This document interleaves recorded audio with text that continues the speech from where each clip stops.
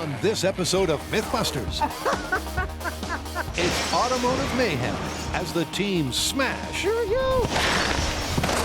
thrash, and bash through a trio of Hollywood crash cliches. I think it's truck hunting season at New Mexico Tech. There's the slapstick slash. Uh-oh. Fire! The Hollywood hop.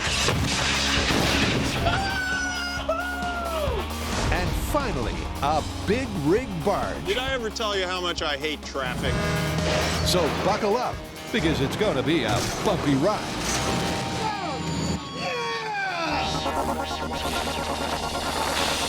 Who are the MythBusters? Adam Savage. Working on these machines is great for my skin. And Jamie Heineman. Don't call me Rose. Between them, more than 30 years of special effects experience. Together with Carrie Byron. Let's do it. Tori Belleci. Isn't that right, Buster? And Grant Imahara. Save yourselves. They don't just tell the myths, they put them to the test.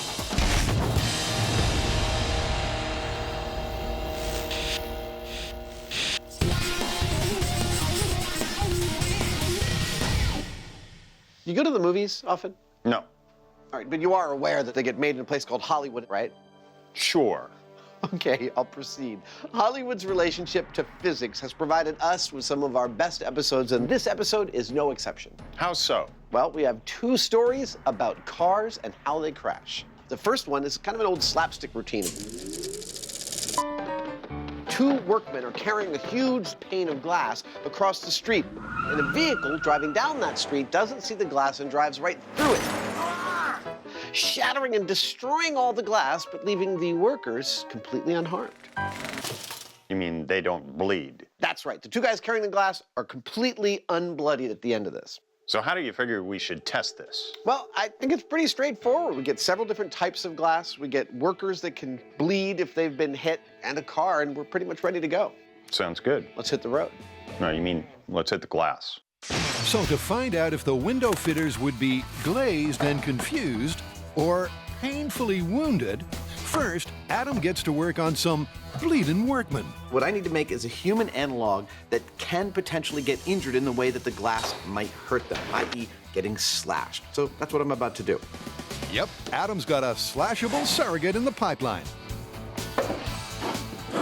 All that work to put 4 pieces of pipe back together. By wrapping a foamy layer of flesh in a plastic skin, Worst duvet cover ever. binding it in place, and then giving it a transfusion, it's ready to draw the first blood. Okay, good. I'm gonna simulate a glass injury now. Here we go. Oh, by now it should be pretty obvious how we intend this human analog to work. These are gonna be placed next to the glass that we're driving through in our car. If any of the glass slices through and causes an injury to our human, we know that's an injury you would have sustained if you were carrying glass when someone drove through it. Adam's plastic wrap design mimics the slashability of human skin. So now they're ready to cut to the chase. This is a perfect street to make some glass slide. Step 1 is to set up their window workers. Stand back, we got a bleeder. That's perfect. Then whip up some fresh blood. Yes, it's time to bathe in the blood of our experimental subject. And it's amazing just how convincing a little red food coloring can be. Need a Band-Aid? No, I'm kidding. I'm sorry. Hey, we were playing around with the red food coloring and Are you kidding me? uh-huh. I am kidding you. Sorry.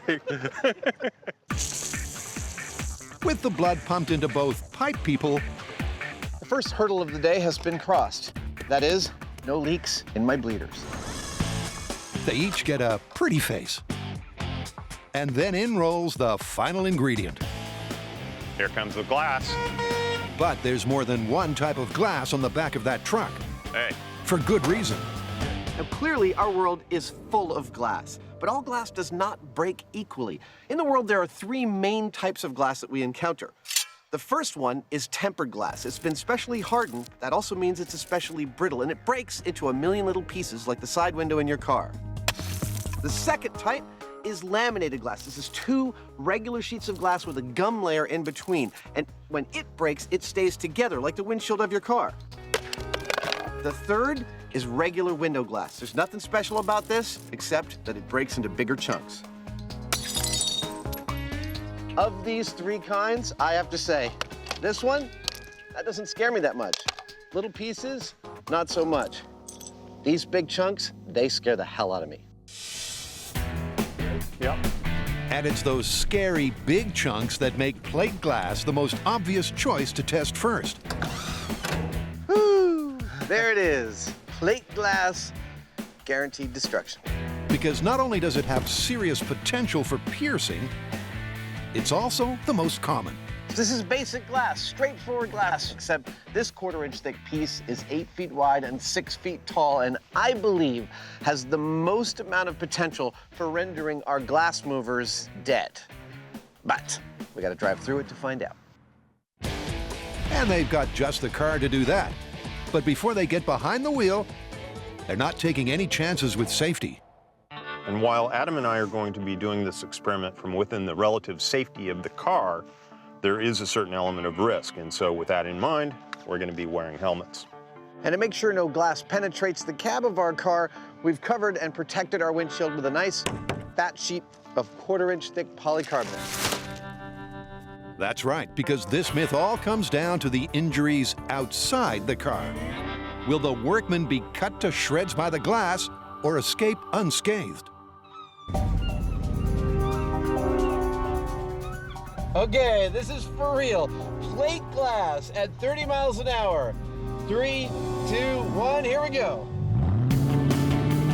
It just took in what we're actually doing. You're at 30. I'm at 30, here we go. I'm in the slot, ramming speed, here we go! Whoa! The guys clearly broke the pain barrier, shattering the glass into thousands of shards. But the question is, how did the foam fill-ins handle the shatter? Oh, no! Oh, dude, we got a gusher. But then, that was his only purpose in life. Yeah, he bled out pretty quickly, didn't he? Only one spot, that's all we got? Only one spot. This guy's totally fine. Yep, unlike the slapstick smash cliche, the glass isn't the only thing that's worse for wear after the crash. But what's surprising is that one workman managed to survive without a scratch. I have to admit, I am kind of shocked by how relatively little damage our glass movers sustained from the hitting of the plate glass. And look at these chunks. These things would take your arm off, and yet we ended up with one small and one kind of big laceration. I'm surprised. So there could be an element of truth to the slapstick story. But with 2 more types of glass to try, this myth isn't in the clear yet.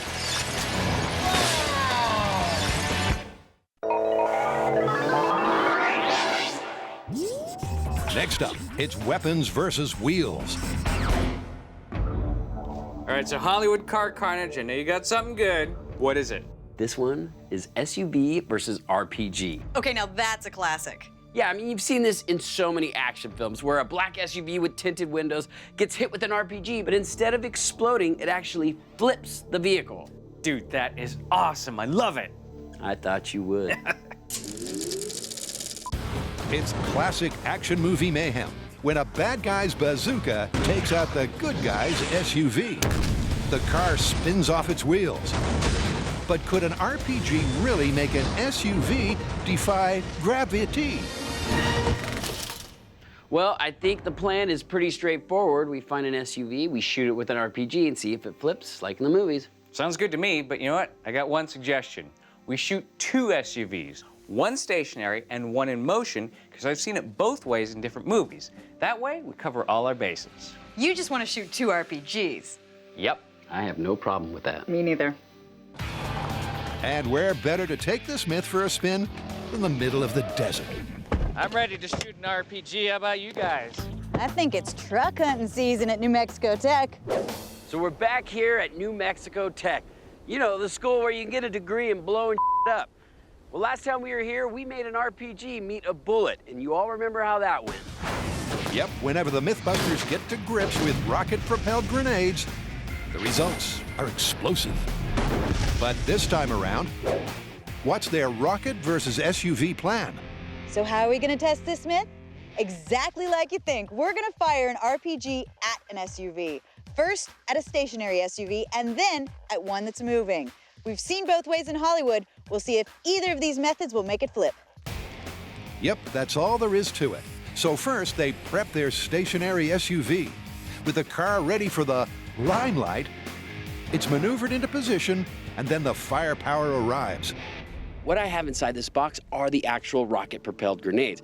These things are capable of punching a hole through 6-inch thick steel plate. They're actually a shape charge designed to pierce armor. If you remember from our previous episode, this is how an RPG or rocket-propelled grenade works. A primer sets off the launch motor, pushes it out of the tube. Acceleration arms the RPG, and on impact, the piezo electric switch detonates and hopefully flips over an SUV. Hopefully. So while Ordnance Tech John Merkel loads the launcher, the team goes underground I love this place. and waits for the all clear. So we've retreated to the bunker because it's way too dangerous for us to be anywhere near Merkel while he's loading the RPG. When he's done there, then he's gonna come back here and we're gonna do our test. And with the grenade locked and loaded, they're ready for the flip. Okay, here we go. This is SUV flip with RPG. In 3, 2, 1.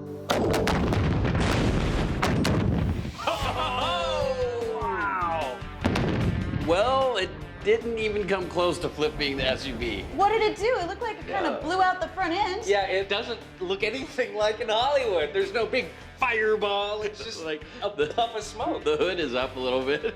Maybe in Hollywood they carry a lot of gasoline up in the front of the car. It was lights, camera, and action.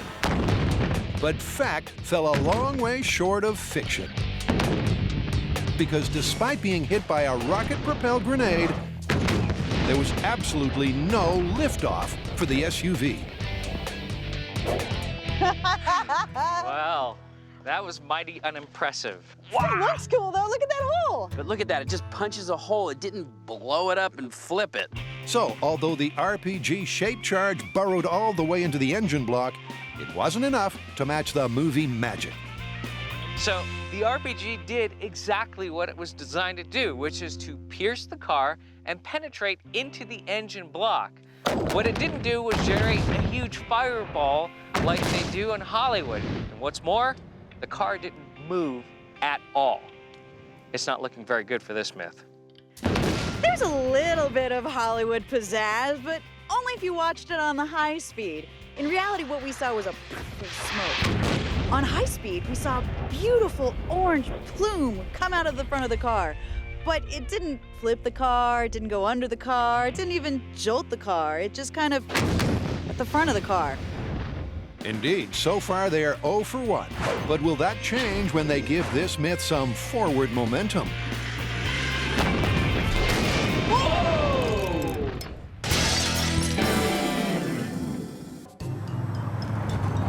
The MythBusters are testing this slapstick shatter. Uh-oh. Did you hear something? No? And so far, one workman has been painfully wounded. Oh, dude, we got a gusher. But to get all the facts of the shatter, they're trying some other common types of glass. The next piece of glass we're going to be driving through in full scale is laminated glass, referred to in the industry as lammy. Now remember, this is 2 panes of regular glass with a layer in between of plastic that keeps the whole thing together when you hit it. Will that happen when we hit it? That's what we're about to find out. So this windshield glass is designed not to shatter on impact, but to stay in one piece. However, will that mean that the workers get their slapstick happy ending and remain unharmed? We're about to drive into a 6-foot by 10-foot, 200-pound piece of laminated glass. Now, when the car hits that glass, I'm not terribly concerned about the guys that are holding it because I think the glass is going to stay intact and move away from them along with the car. But the car itself, however, is another thing because 200 pounds is a lot to hit at speed. Well, this time around, the Heinemann is behind the wheel, and it's time to test this hit and run. Laminated glass, 30 miles an hour in 3, 2, 1, go. Jamie puts the pedal to the metal, You're gonna feel it. gets the car up to 30 miles per hour, Thread the needle, baby. and the guys brace for impact. Here we go. Oh! I'm okay. You okay? I'm totally fine. This time it was more fracture than fragment. But the laminated glass did separate more than expected. Ah, the laminated glass did not stay together. It seems like it more or less stayed in, what, a dozen pieces? Also, No blood. no blood at all. No blood whatsoever. That was a bloodless accident. Yep, on impact, the glass cleaved into large chunks, meaning that the bleeders may have felt pain, but they remained scratch-free. I have to say, from inside the car, I was prepared for a much bigger hit than we ended up actually feeling. But I did have the distinct impression once we touched the laminated glass that we were driving through it like a tunnel. And here before me is exactly that story. Look at this, a car-shaped hole in the glass. So after 2 shatter tests, it's 1 apiece in the injured worker stakes. So now, time for the decider, the tempered glass. But will the so-called safety glass be the safest yet? Oh, nice, I'm happy with that. Adam gives it a spray to make it visible on high speed. And then it's make or break for the myth. I have a prediction as to how this is going to go. We worked with tempered glass years ago on MythBusters. I was playing a cat burglar and was trying to drill through a tempered glass window. And unfortunately, tempered glass shatters catastrophically. It hasn't set off the alarm yet. It's hardened and given a hypercrystalline structure, which makes it hard, but it also makes it super brittle, so that when you shatter it, it shatters into a million little pieces. I think that's what's going to happen here for our test. I don't think any of those little pieces are actually going to harm our dudes. I think they're all going to fly forward, and I think our dudes are going to be fine. That's Adam's theory, but now to test it. Okay, here we go. Tempered glass at 30 miles an hour in 3, 2, 1, and go. Oh, this is awesome. You're at There we 30. go. I'm at 30. Oh, it's about to happen. Yeah! Wow! That was awesome, except that I closed my eyes right when it happened. He may have closed his eyes, but as they race back to the bleeders, the results are a real eye-opener. Holy crap, somebody's dead! Yeah, it's not a very nice place either, is it? Oh, man. Wow, look at that.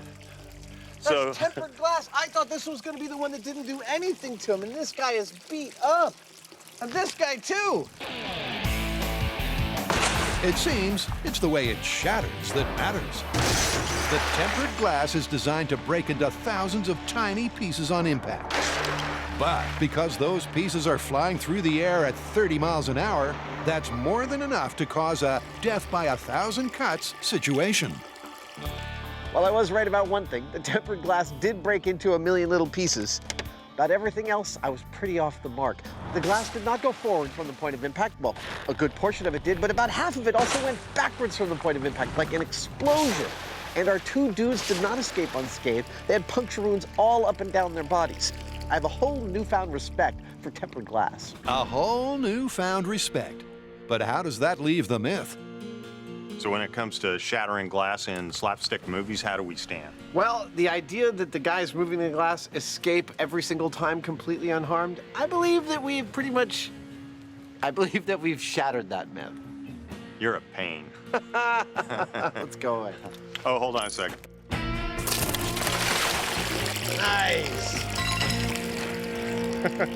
Way to make an exit.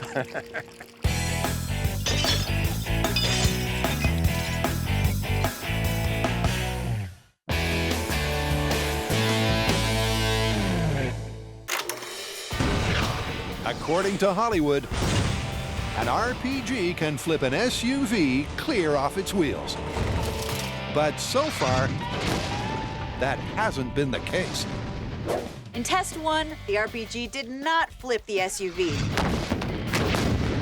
So in test 2, it's going to be moving. We're going to see if that momentum helps flip the SUV when it gets hit.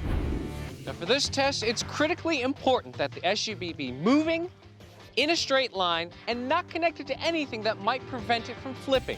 To keep the SUV going straight, we have a pole in front and a pole in back that rides in this channel. And then we have the SUV anchored at the top of a hill by a cable. When we're ready to start the test, we fire a cable cutter that releases it and lets it start to roll. And gravity does the rest. When the SUV reaches the end of the track, we will remotely fire the RPG into the front end to see if we can flip the vehicle. But before they fire anything, first they need to check the gravity of the rig. All right, here we go in 3, 2, 1. Look, no hands. It's working.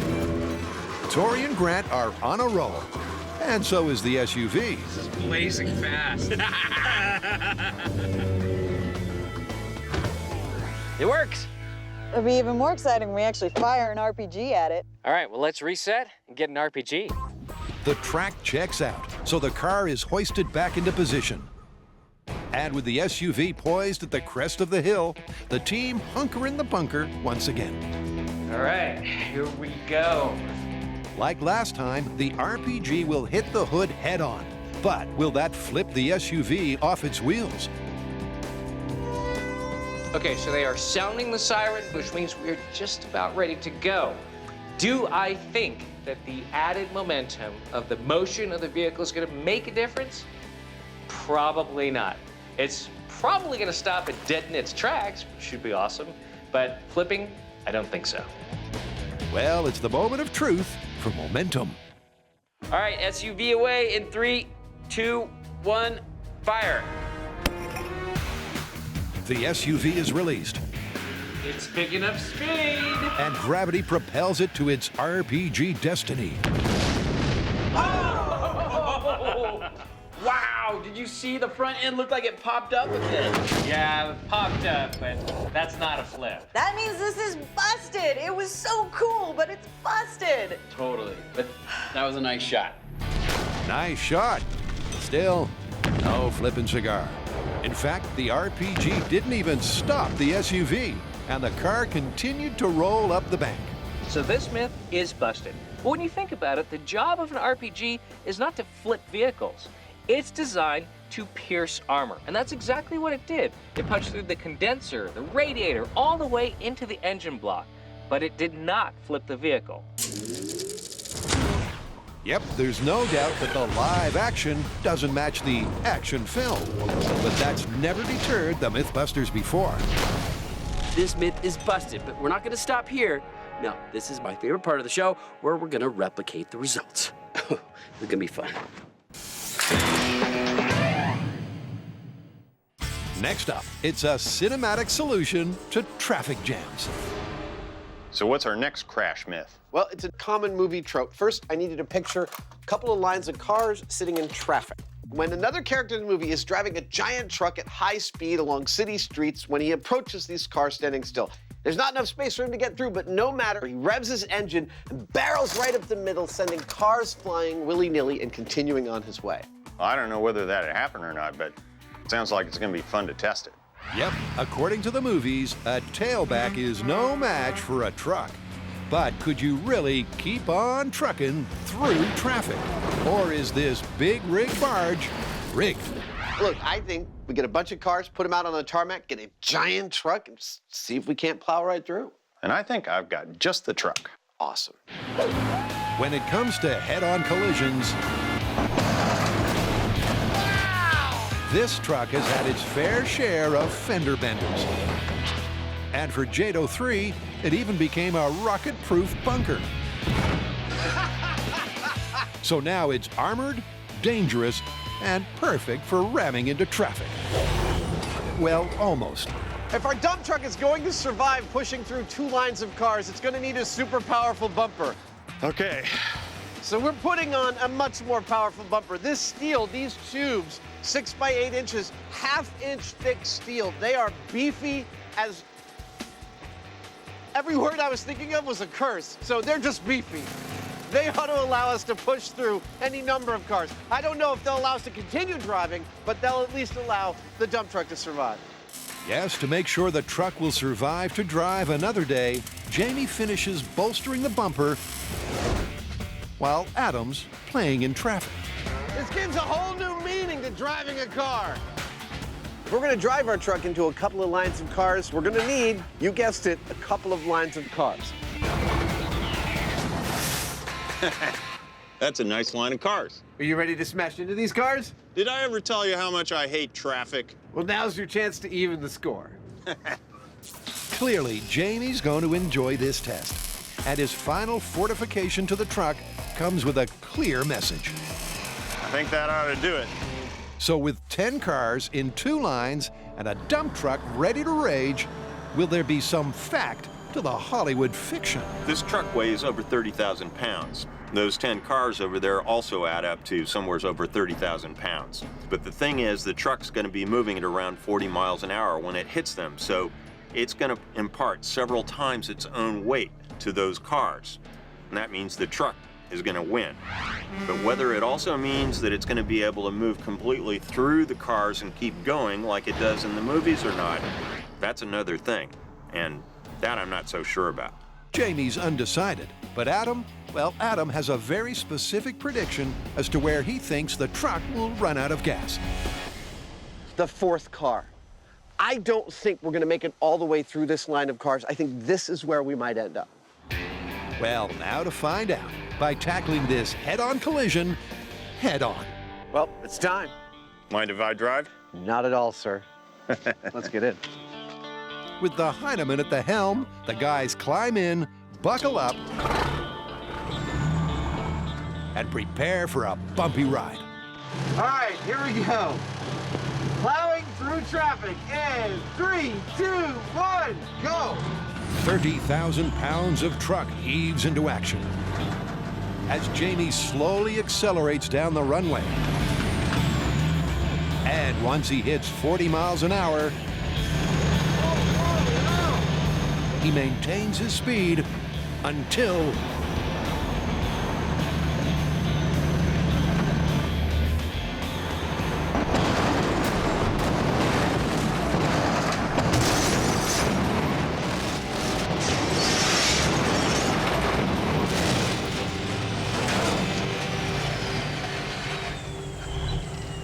Wow! Holy crap! That lifted up our truck! Yeah, Are you okay? I'm fine. Wow! We didn't make it through it, though. We didn't make it through at all. Wow! That was awesome! Yep, awesome just about covers it. As initially, it looked like the truck would make it all the way through the queue. But eventually, that 10-car pileup proved too much for the dump truck. Oh, look, I found this camera. Here we go. Oh! Oh, let's try that again. Oh, here, I found this camera. I am not going to be beaten by this window. Here we go. What is this window? Is this like a presidential limousine window? Here we go. Ah! I don't think we got the shot, but I feel better, don't you?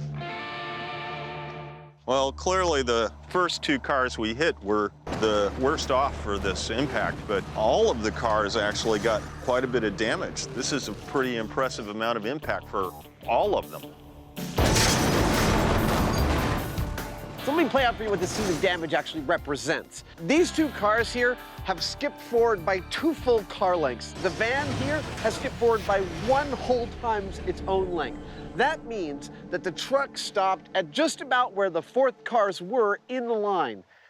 That was exactly my prediction. It's nice to be right once in a while. So although the truck did a number on the traffic, it failed to ram the entire jam. So, Hollywood's version of events that a big truck can just plow willy-nilly through sitting traffic? Well, if that truck with that bumper on it couldn't do it, they're not doing it. No, it's totally busted. However, Uh-oh. it does start the wheels to turning though, don't it? Certainly does. Oh, and check out how much time is left in this episode. We're not even close to the end. Let's get to work. All right.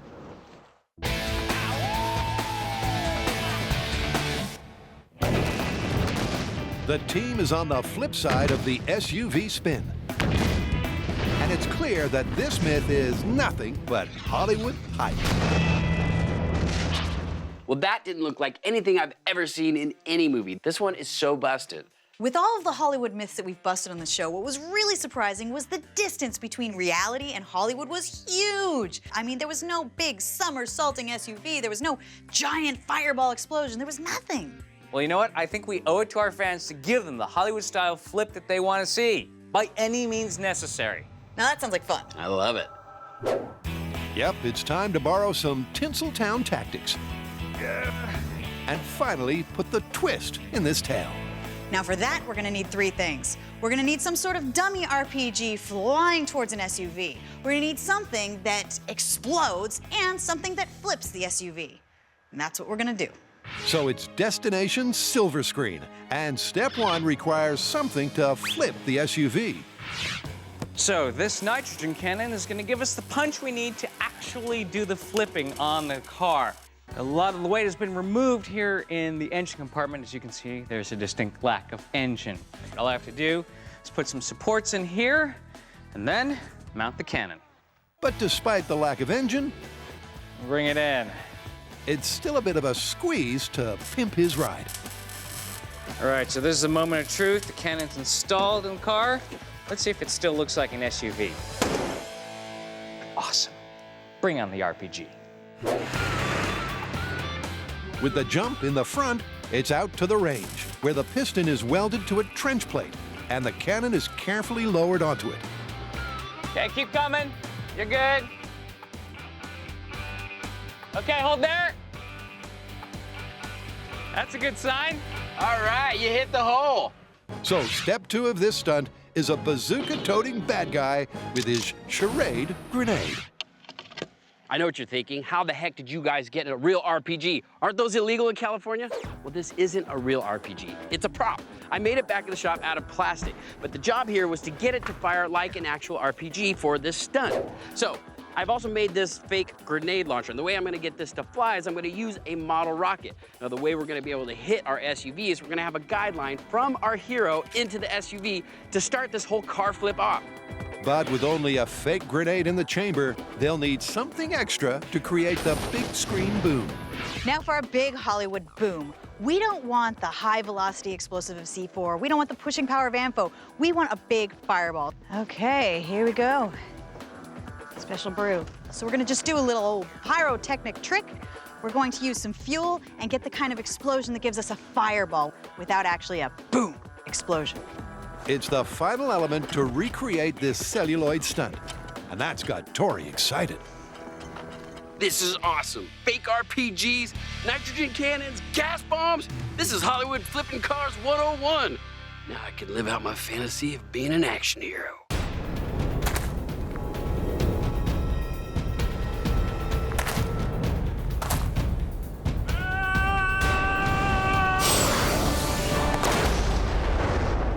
Well, with that out of his system, he wires the launcher. So Grant charges the cannon. Okay, good to go. The crew retreats. and it's quiet on set as they prepare for launch. Okay. All right, it's the big moment. Okay. All right, this is Hollywood SUV flip with an RPG. In 3, 2, 1, fire. Tori releases the dummy grenade. And then Grant triggers the cannon, and boom! But Wait a minute. That's not how it happens in Hollywood. Flip, man. What happened? I don't know. the stunt went off with a bang, but not the kind they were expecting. That wasn't a Hollywood ending. That's more like just a barbecue. We better call the fire department. As the firemen douse the wreckage, it's clear that this stunt was a little more classic MythBusters than classic Hollywood. Now, we shot the RPG. The gas bomb went off, but for some reason, the nitrogen piston didn't fire, and therefore the car didn't flip. If this had happened in a Hollywood movie, you would never see it. It would not make the cut. But here on MythBusters, when something goes wrong, it becomes part of our story. Thank God for us on MythBusters, failure is always an option.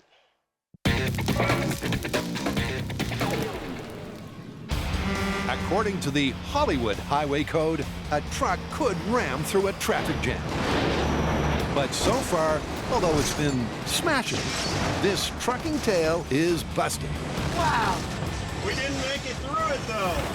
We didn't make it through at all. So now the MythBusters are on a mission to get a truck through traffic. And to do that, back at the shop, they're taking inspiration from an old school source. So now we are planning to present our truck with an even bigger challenge. 2 lines of cars closely packed, and we want our truck to make it through all of those cars effortlessly.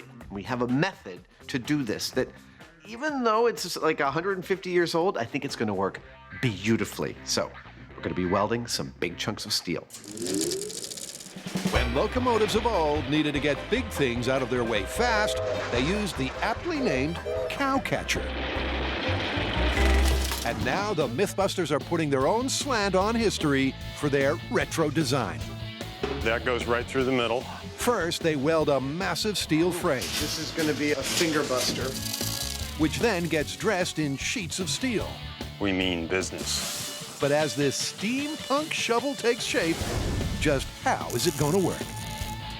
What you've got here is 6 triangular plates attached to a very strong central frame that's bolted to the bumper of the truck. Now, the idea I have here is that this semi-conical frame will come in low on the cars and then lift and separate them, allowing us to pass between them the most efficiently and also be the least likely to slow us down. This thing's cool, isn't it? Yeah, I can't wait to see this thing go. Lift and separate. Yes. And now that they've completed their design, they're ready to drive a wedge through this myth. Nice.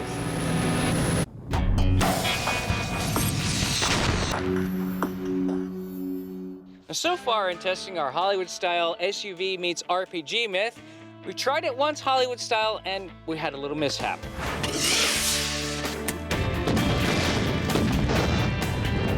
That's not how it happens in Hollywood. Flip, man.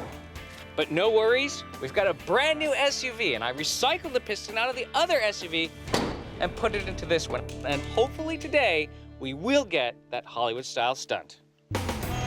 Yep, if at first you don't succeed, try again. Watch yourself.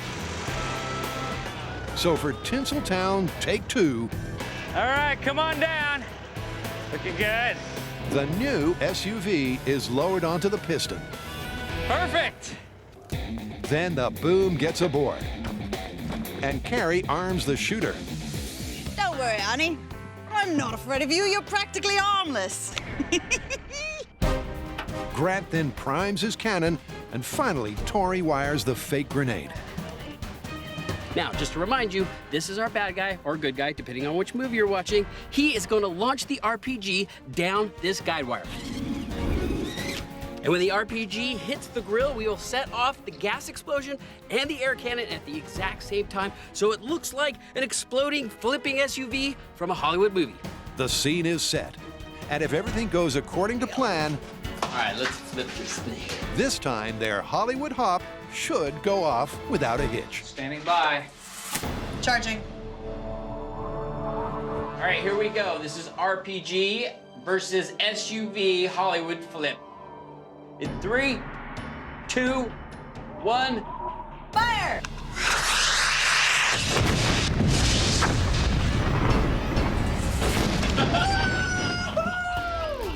Wow! Now that's what I call doing it Hollywood style. That was a nice explosion. Good one. Woo! Yep, everything finally came together. With the SUV leaping into the air and exploding on cue. Because sometimes the truth shouldn't get in the way of a good story. Especially when it comes to explosions. Let's compare high speeds. Reality versus Hollywood. Now, in reality, our RPG hits the front of our SUV. There's a hole, and then a little bit of a poof of color. Now, in our Hollywood version, RPG flies towards the SUV. A beautiful plume of orange and yellow and red explode from the car as it flies through the air. Reality? Hollywood? Yeah. Indeed, because this is what you get when you follow that old Hollywood mantra, fake it till you make it. I think the timing was perfect. Yeah, and it takes all that just to get a Hollywood-style ending. But as far as a real RPG hitting an SUV, It'll never flip it, not in a million years. This one's busted. That was cool, though. Let's watch it again.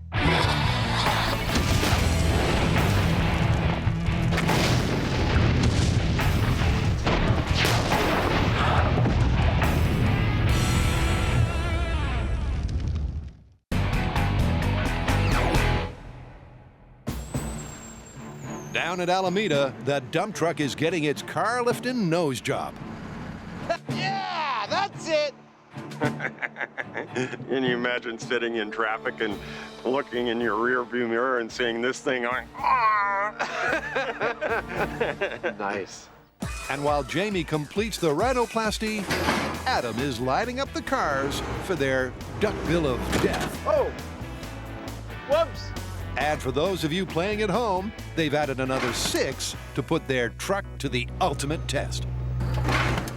So let's talk a little bit, shall we, about what has happened so far and what is about to happen. Editors, can you please give me the high-speed shot of our first run into the cars? Nice. Now, if you watch this, what you're seeing is a truck not successfully slicing through traffic. Why? Well, the word slice is important here. It's trying to slice with effectively what is a blunt-edged blade. That is the flat front of our truck. But now we've attached a genuine blade to our truck. And that means that what we're hoping with that blade is to turn these 16 cars into a metaphor for a stick of butter and to turn our truck into a metaphor for a hot knife. And to complete that transformation, Jamie has a not-so-secret ingredient. Hey, Adam, I got a present for you. What do you got? Nice, fresh tub of lard. Awesome, a little lubrication to slice through our cars. Yeah, Excellent, you got a big brush? I do. Jamie and his lard. Yep, Jamie's love of lube should give their nose that extra edge. Sometimes a little lubrication makes all the difference. And one final touch. Wouldn't be a complete picture without this thing. The truck bill is complete, and the cars are on standby. But before they get this nose on the road, how about a prediction? Will it make it through? Well, the real question is, does the kinetic energy of this truck exceed the amount of mass of the cars sitting on the runway as they're being split apart by this duckbill? And my intuition says, I feel like we're gonna make it probably all the way to the end of the line of cars, but I don't think we'll still be driving by then. I think we'll be coming to a halt. All of those cars are going to go flying. I'm not just talking pushing them aside. They're going flying. Yep, the duck bill of death should lift and separate. Coming in. But will it plow through all 16 cars? All right, you ready? I'm ready. Here we go. Adam gets the duck truck into position, and the countdown begins. All right, here we go. The duck truck bill of death into stationary traffic. In 3, 2, 1, go. Mr. Savage accelerates to 40 miles an hour That's second gear. and keeps his foot wedged until he reaches the cars.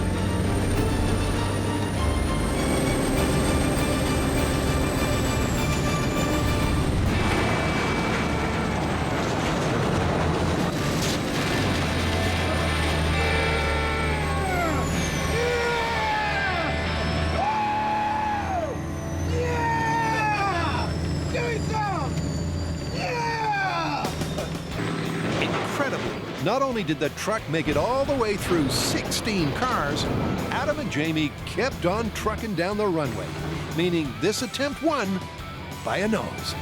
That was amazing! Holy crap! That was insane! Insane is the right word.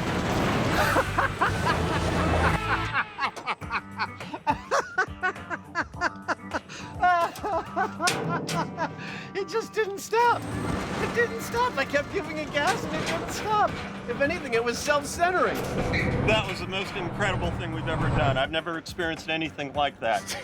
It was just, they're just kind of like flying. We could have kept going through 100 cars. I really feel like we could have. We weren't going that much slower. We didn't take nearly the impact on that run as we did on the first run. I think we just solved my traffic problem. I'm gonna put one of these on my car. Oh my God. The guys are clearly duck-billin' delirious. I'm a little drunk on adrenaline right now. I believe, even though this car is upright, and that one too, that they both did a full roll. As judging from the glass here and all of its contents being on the road, this is amazing. It's like a triangle of pure destruction.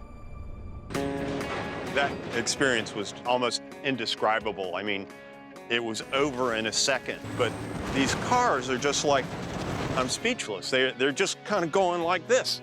It worked. I don't know what else to say. Here's a cool way to think about what you see here. Imagine that our dump truck was a boat, and then these cars are its wake. That's right, not water, but a wake of 60,000 pounds of steel. It's kind of poetic. You know, you think things through and you engineer something and you kind of take your best shot. I have to say that was one of our best shots. That could not have worked better.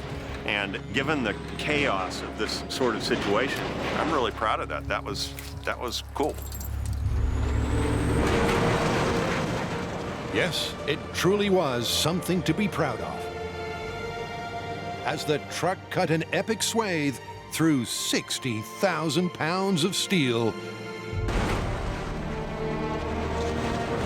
in an uplifting ode to the incontrovertible laws of physics.